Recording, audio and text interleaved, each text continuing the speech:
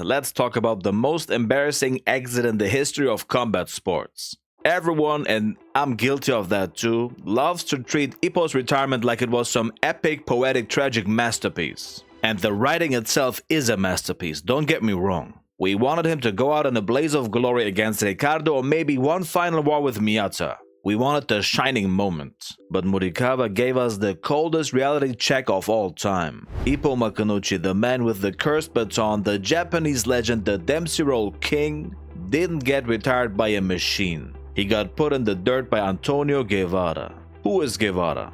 Exactly. He's a kid from the Philippines who was just happy to get the flight tickets. He was not on demon timing, he didn't have Chronos powers or a death wish. He was just a southpaw with a decent left hand and a dream. And yet, he made the legend look like a professional fumbler.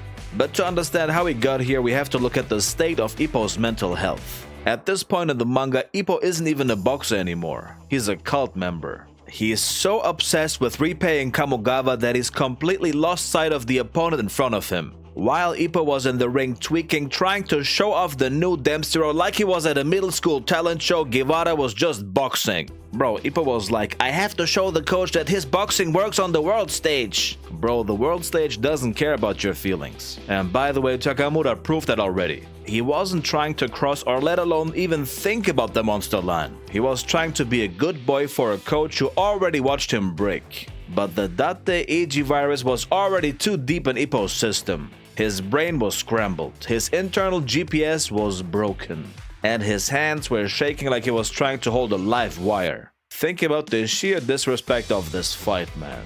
Guevara's getting knocked down, he's struggling, he is terrified. But every time Ippo gets a chance to finish him, he resets. Why? Because he wants to land the perfect Dempsey Roll. What a bum. He is aura farming for a coach who's already seen him lose his mind. It's the ultimate ego trip disguised as gratitude. While Guevara is fighting for his life and his family back home, Ippo is fighting for a thank you from an old man.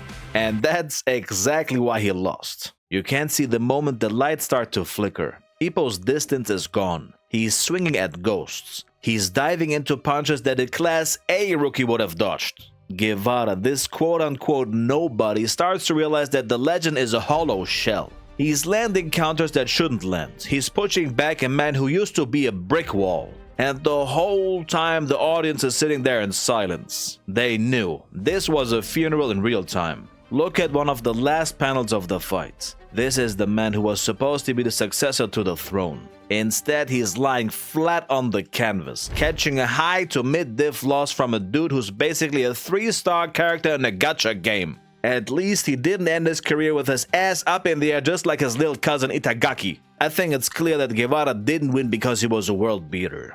He just won because Ippo was already a ghost. But this ain't over. The wind will dance in the ring once again.